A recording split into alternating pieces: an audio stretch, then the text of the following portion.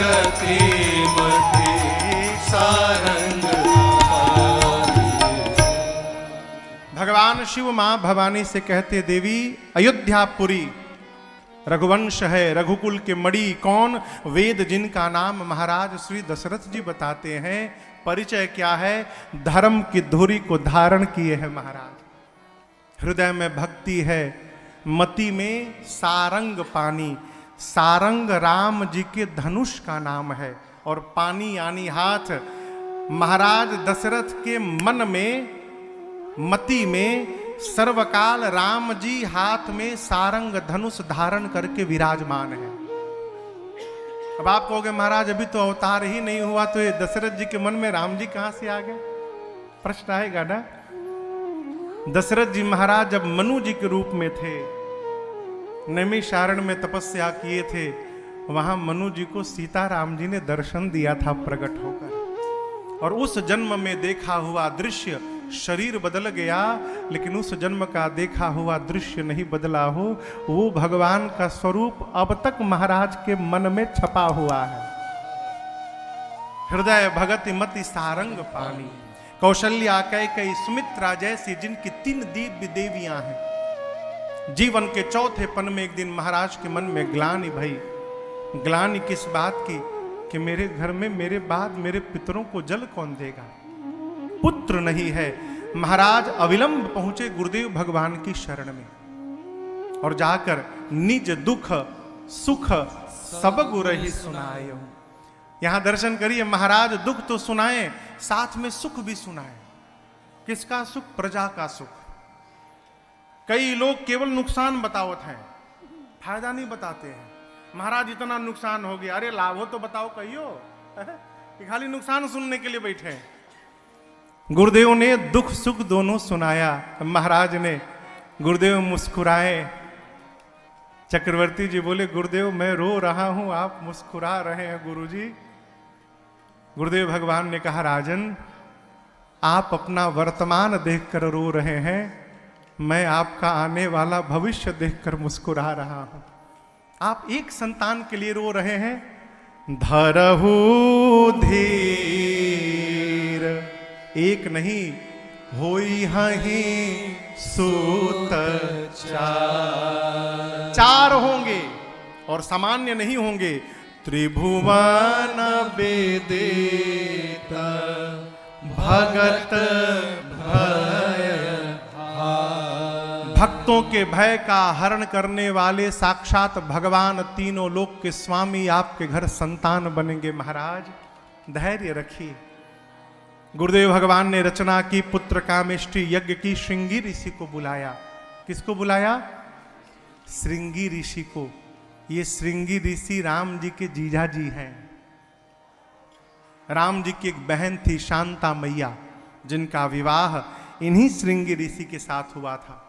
श्रृंगी ऋषि आए, पुत्र कामेष्टि यज्ञ प्रारंभ हुआ। एक निवेदन आपसे करूं, संतान होगा ये बात किसने कही? कहिए। गुरु जी ने। तो ये संकल्प गुरु जी का हो गया। अब यज्ञ में चक्रवर्ती जी महाराज बैठे हैं केवल रानियों के साथ, आहुति महाराज नहीं दे रहे हैं। आहुति किसने दिया? भगति सहित मुनि आहुति दे,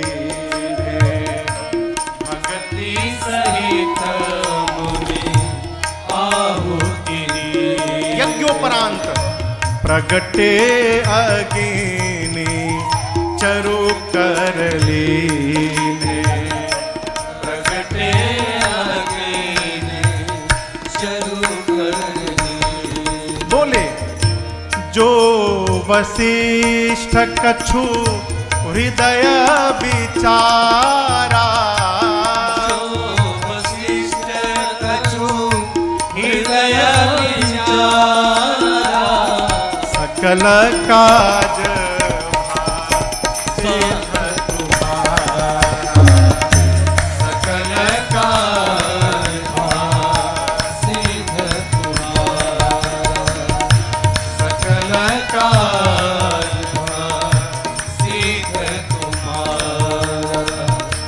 सकल काज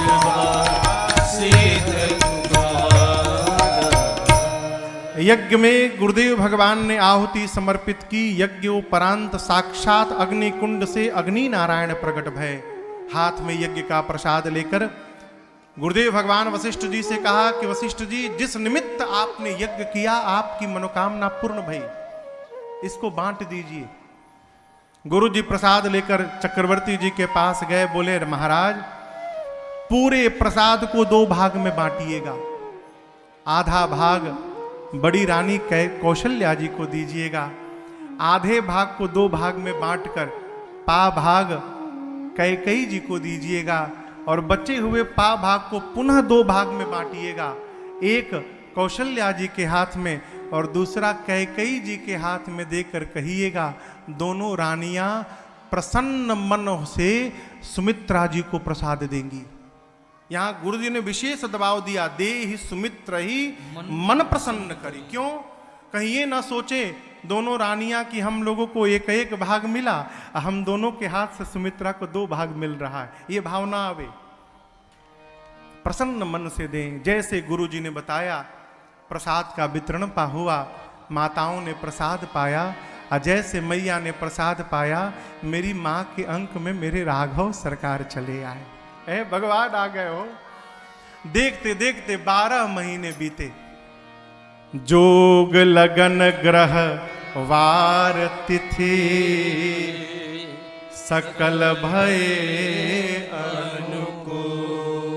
कैसे पता चलेगा अनुकूल हो गए? कैसे पता चलेगा अनुकूल हो गया? चर अरुवचर सब हर्ष जुत राम जन्म सुख मोह। देखिए चैत्र मास में पूरी प्रकृति आनंद में रहती है। वही हमारे सनातन धर्म का नूतन वर्ष होता है। चैत्र शुक्ल प्रतिपदा से हमारा नया वर्ष प्रारंभ होता है। कब? जब पूरी प्रकृति नवीनता के साथ प्रस्तुत रहती है, वहां से हमारा नया वर्ष प्रारंभ होता है। 1 जनवरी को अंग्रेजों का होता है, अपना नहीं।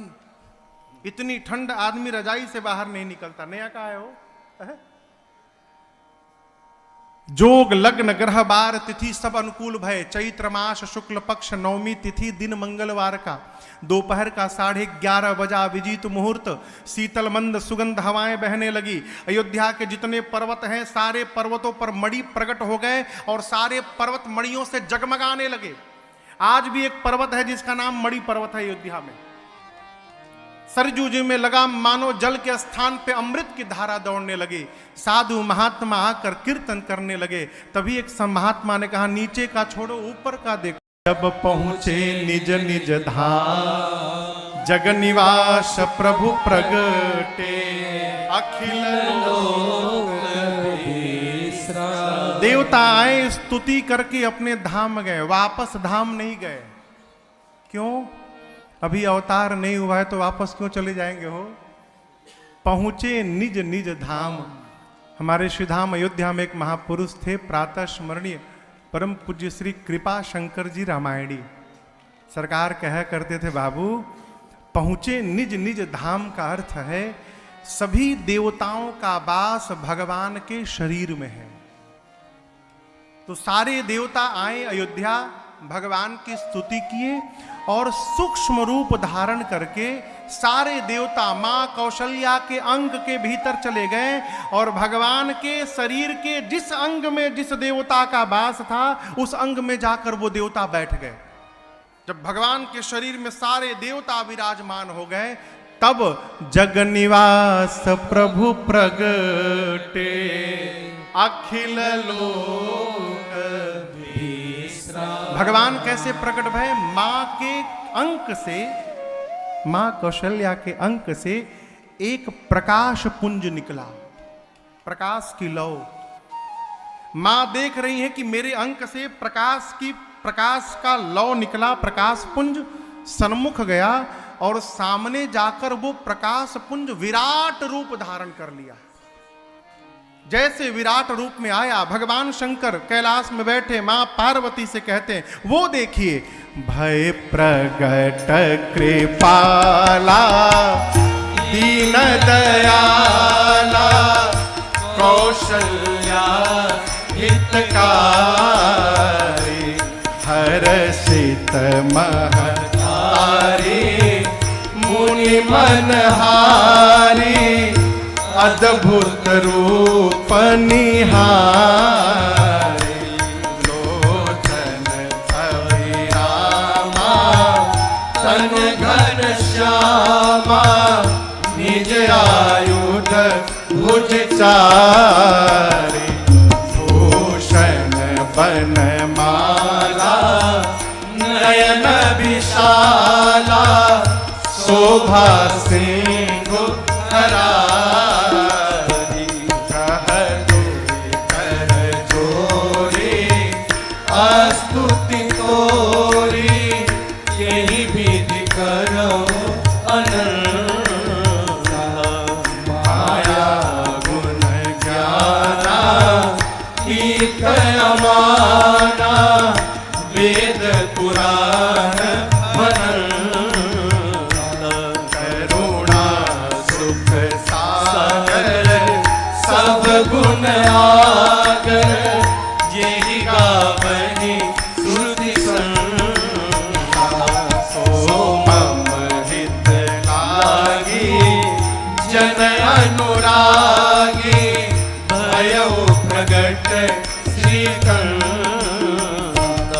ब्रह्मांड निकाया निरमित माया रोम रोम प्रतिवेद कहे मम उर शोभासी यह उपहासी सुनत धीर मति धीर न रहे उपजा जब ज्ञाना प्रभु मुस्काना सहित बहुत विधि कीन जय करे कथा सुहाई मात बुझाई जेहि प्रकार सुख प्रेम लय माता पुनि बोली सोमति डोली तजहु तात यह रूप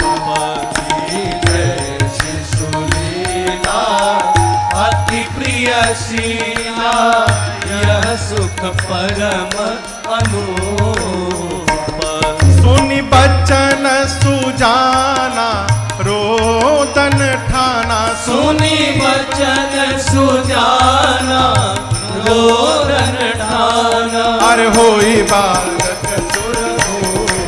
आयन चरित जगावे हरि पद पावई न परई भव पूर्व चरित जगावे हरि पद पावई न परई भव पूर्व चरित जगावे हरि पद पावई न परई भव पूर्व। अबे भी रुक जाइए भैया भैया अभी बैठा 2 मिनट भूख लग गई है ना। विप्रधेनु सुर संतहित लीन मनुज अवतार निज इच्छा निरमित तना माया गुण गोपाल। भगवान मां के सन्मुख विराट रूप में उपस्थित भय। कितना विराट? पद पाताल शीस अजधामा। पांव पाताल में है, सिर ब्रह्मलोक में। श्याम वर्ण का, श्याम रंग का शरीर, एक एक रोम छिद्र में एक अनंतानंत कोटि ब्रह्मांड घूमते दिख रहे हैं। रोम छिद्रों से वेद की ऋचाएं प्रस्फुटित हो रही हैं। कमल के पंखुड़ियों के समान विशाल नेत्र, गले में बनमाल, हाथ पर आयुध फड़क रहे हैं। मां ने स्वरूप देखा, इतना बड़ा मेरे भीतर था। मां मानने को तैयार नहीं कि इतना बड़ा मेरे भीतर था। मम उरसो बासी। कौन मानेगा? जो सुनेगा। यह उपहास हंसेगा। कितना भी धीर बुद्धि वाला सुन ले। सुनत धीर मति धीर न मां ने भगवान के सामने हाथ जोड़ लिया। कह दुई कर जोरी आस्तुति तोरी, अब के ही विधि कराऊं अनंत। प्रभु स्तुति उसकी की जाती है जिसके प्रारंभ और अंत का पता है। आप तो अनंत हैं, कहां से प्रारंभ करूं कहां पूर्ण करूं समझ में नहीं आ रहा है नाथ। आप मेरे भीतर थे, कौन मानेगा प्रभु। भगवान देखे कि मेरी मां का अलौकिक विवेक जग गया। उपजा जब ज्ञाना मेरे राम जी प्रभु मुस्काना। अब मैया से बोले मां चरित बहुत विधि की, नाना प्रकार का चरित्र करना चाहता हूं मां, कहो कहां से प्रारंभ करूं, मार दूं रावण को भी। मां ने कहा प्रभु ये सब बाद वाला है, इसके पहले बहुत सारा चरित्र पेंडिंग में अभी है? कही कथा सुहाई मां तू बुझाई, जेही प्रकार आपने कहा था कि आप हमारे घर पुत्र बन करके अवतार लेंगे। भगवान बोले तुम्हारा बेटा ही सामने हूं मां। मां बोली प्रभु इतना बड़ा किसी का बेटा जन्म लेता है आज तक? इतना बड़ा किसी घर बेटा हुआ होगा? भगवान बोले मां पहली बार किसी का बेटा बना हूं, आइडिया नहीं है, क्या करूं? मां ने कहा कि जय शिशुलीला अति प्रिय शीला, यह सुख परमा अनु। प्रभु आप शिशु लीला करिए। जैसे मां ने कहा भगवान तुरंत शिशु बन गए। शिशु बन गए, बन करके बोले मां ठीक है ना अब? मां बोली 50-50 हुआ है अभी। आप शिशु तो बन गए लेकिन शिशु की लीला नहीं कर रहे हैं। मां ने कहा प्रभु जो शिशु जन्म लेता है, जन्म के साथ पहली लीला करता है, वो रोना प्रारंभ करता है। आप तो मेरे से बात कर रहे हैं। जैसे मां ने ये बात कही, सुनी बचन सुजाना मेरे राघव जी रोदन ठाना, अहोई बालक सुरभू। लेकिन यहां एक मां से भूल हो गई। मां ने भगवान को रोने के लिए तो कहा, लेकिन थोड़ी देर रोने के बाद चुप होने के लिए नहीं बोला। ये देखिए अवधि है। यहां गोस्वामी जी कहते हैं सुनी बचन सुजाना रोदन ठाना। ठाना मतलब जो कार्य प्रारंभ करके बंद न किया जाए, मतलब ठन गया है। भगवान रोना ठान दिए। रोना ठान दिए मतलब रोना प्रारंभ किए तो चुप होने का नामे नहीं लिए। रानियां दासियां द्वार पर कान लगा के खड़ी हैं। बालक के रोने की आवाज आई, दौड़ कर जाकर महाराज से बोली महाराज बधाई हो महाराज, आपको लाला हो गया। गोस्वामी जी कहते हैं, यहां देखिए गोस्वामी जी इन चौपाइयों को सोहर के धुन पे लिखे। हमारे पूर्वांचल में लड़का दीदी जन्म लेता है तो सोहर गाते हैं। सोहर का एक निश्चित धुन है, आप दर्शन करिए। अरे सुनी से सुरुदन परम प्रिय बानी, परम प्रिय हो ललना संभ्रम चली आए सब रानी परम प्रिय हो ललना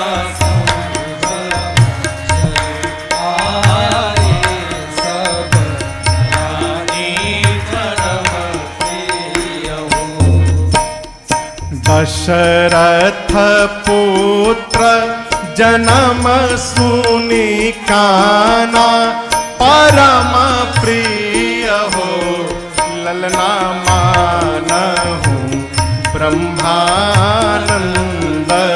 समाना, परम प्रिय हो ललना मानहु ब्रह्मानंद समाना, परम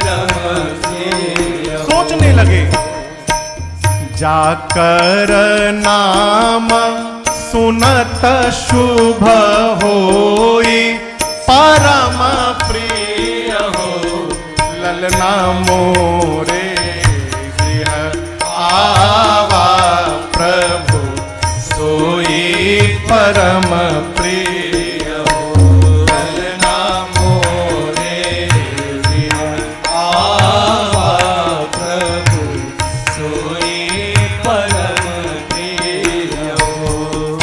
अरे परमानंद पूरी मन राजा, परम प्रिय हो ललना कहा भुलाई, बजा बाजा परम प्रिय हो। अरे ललना कहा भुलाई, बजा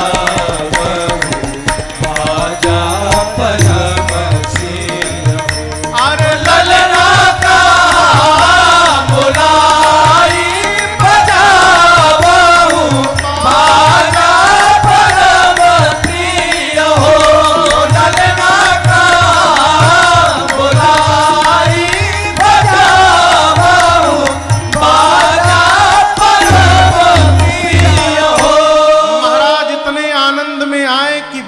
बजाने वालों को बुलाने के लिए स्वयं दौड़ गए और जाकर बोले आज नहीं बजाओगे तो कब बजाओगे, प्रारंभ करो।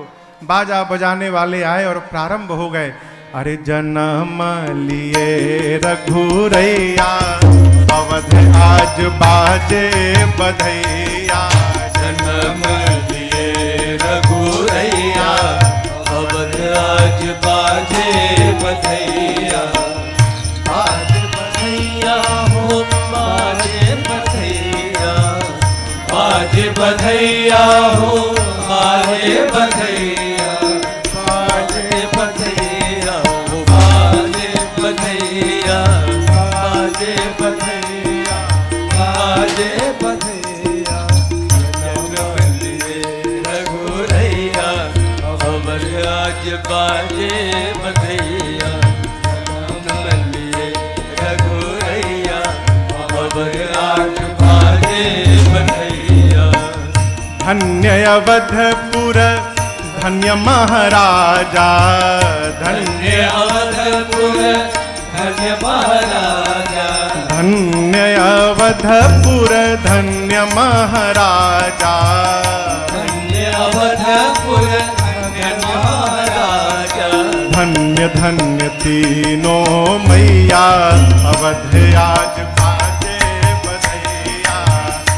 धन्य तीनों मैया, अवध आज बाजे बधैया। जन्म लिए रघुरैया, अवध आज बाजे बधैया। केहू लुटावेला अनधन सोनवा, केहू लुटावेला अनधन सोनवा। अनधन सोनवा, अनधन सोनवा, अनधन सोनवा, अनधन सोनवा। केहू लुटावेला अनधन सोनवा, केहू लुटावेला अनधन सोनवा। केहू लुटावे धेनु गैया, अवध आज बाजे बधैया। जन्म लिए रघुरैया, अवध आज बाजे बधैया। राजा जी लुटावेले अनधन सोनवा, राजा जी लुटावेले अनधन सोनवा। राजा जी लुटावेले अनधन सोनवा। राजा जी लुटावेले अनधन सोनवा। गुरुवर लुटावे धेनु गैया, अवध आज बाजे बधैया। जन्म लिए रघुरैया, अवध आज बाजे बधैया। बंदी जन बिरोदावली गावे, बंदी जन बिरुदावली गावे। जय जय जय महाराज की सुनावे, जय जय जय महाराज की सुनावे। फूल बरसावे सुर रैया, अवध आज बाजे बधैया। तोरण तोरण तोरण की बंधनवार, तोरण किसका होता है? आम के पत्ते का। आम के ही पत्ते का क्यों? हमिंग आ रही है। आम के पत्ते का क्यों? वैज्ञानिकों ने सिद्ध किया है कि आम के पत्ते को डाली से तोड़ने के बाद भी 20 घंटे तक उस पत्ते से ऑक्सीजन निकलता रहता है। यह वैज्ञानिक प्रमाण है। आम एक ऐसा पौधा वृक्ष है जिसके पत्ते को तने से तोड़ दीजिए तो तोड़ने के बाद भी 20 घंटे तक ऑक्सीजन छोड़ता रहता है। हमारे ऋषि मुनियों ने नियम बनाया कि जब भी कोई उत्सव हो तो आम के पत्ते का बंधनवार लगाया जाए। क्यों? पूजन में लोग आएंगे, भीड़ होगी तो आम के पत्ते का तोरण लगा रहेगा तो लोगों को ऑक्सीजन प्राप्त होता रहेगा। ये इसका वैज्ञानिक कारण है। गोस्वामी जी कहते बंधनवार लगाया गया। और ये बना कैसा? कहीं न जाए जेहि भांति बनावा। बनाने वाले ने इतनी दिव्यता और भव्यता से इन बंधनवार को, पताकों को बनाया है, सजाया है। गोस्वामी जी कहते वो कहने में नहीं आ रहा है। यहां दर्शन करिए, कोई भी कार्य ये बताता है कि इस कार्य को करने वाले ने किस मनोयोग से किया है। हमको बोलने की आवश्यकता नहीं है। घर में भी कोई कार्य यदि अच्छा हो गया तो आदमी कहता अवश्य वो अमुक व्यक्ति ने किया होगा। कोई कार्य बिगड़ गया तो आदमी कल्पना कर लेता वही किया होगा, उसको छोड़कर इतना खराब कोई बना ही नहीं सकता। कार्य बताता है कि करने वाले ने किस भाव से, किस मनोयोग से कार्य को किया है। देखिए, जीवन में कुछ भी करिए ना तो प्रयास करिए हमको न बताना पड़े, हमारा कार्य ही बताए कि इस कार्य को हमको छोड़कर दूसरा कोई नहीं कर सकता है। ये कार्य की सिद्धि है। हमारे पूज्य महाराज श्री कहते थे, राजन शोर मत करना, काम ऐसा करना बेटा कि शोर होने लगे संसार में, तुम मत करना है। यहां दर्शन करिए, कहीं ना जाई के ही भांति बनावा, कहीं ना जाई के ही भांति बनावा, कहीं न जाए के ही भांति बनावा। और याद रखिएगा, घर का श्रृंगार यदि दिव्य हो जाए तो रहने वाले का विचार अपने आप दिव्य हो जाता है। आप इसका अनुभव करिएगा। मंदिर में जाने के बाद आपके मन की भाव दशा कैसी होती है। किसी भी मंदिर में जाइए तो आपके मुख से स्वतः भगवत नाम निकलने लगता है, आप प्रयास नहीं करते। इसका अनुभव करिएगा, मैंने कई बार जीवन में किया है। काशी विश्वनाथ में हम लोग थे, अभी 3-4 बार सौभाग्य मिला अभिषेक करने का, दर्शन करने का है। कथा में बैठे लोग पांडाल में 4 घंटा 3 घंटा के भीतर कम से कम 20 बार हर हर महादेव का नारा लगता था। क्यों? वो काशी की भूमि ऐसी है, वहां के परमाणु ऐसे हैं। परमात्मा आए, भगवान के आने के बाद अयोध्या का जो श्रृंगार हुआ है, जो शोभा निकल के आई है, गोस्वामी जी कहते हैं, कहीं ना जाई के ही भांति बनावा, कहीं न जाए के ही भांति बनावा। इसके बाद सुमन वृष्टि, सुमन मने हाँ, सुमन वृष्टि आकाश ते हो। अयोध्या के आकाश से पुष्पों की वर्षा होने लगी। कौन करने लगा? देवता। दिव्य को बताना नहीं पड़ता, वो दिव्य है। दिव्य के आने के बाद प्रकृति परिचय देती है कि किसी दिव्य का आगमन हो गया है, प्रकृति बताने लगती है। आजकल तो लोग हेलीकॉप्टर बुक करा के फूल की वर्षा कराते हैं। नकली नकली हो। ये हेलीकॉप्टर वाले पुष्प वर्षा का कोई मोल नहीं है। आपके जीवन में यदि पुण्य होगा, आपके जीवन में यदि धर्म होगा और आपके जीवन में यदि धर्माचरण होगा, तो एक ना एक दिन देवता आपके भी ऊपर पुष्प की वर्षा करेंगे। ये प्रमाण है। ये पुष्प की वर्षा धन से नहीं हुआ है, पुण्य से हुआ। पुण्य पुंज ने, परमात्मा ने अवतार लिया है। धर्म सिंधु ने, करुणा सिंधु ने, आनंद सिंधु ने अवतार लिया है। परिणाम सुमन वृष्टि आकाश ते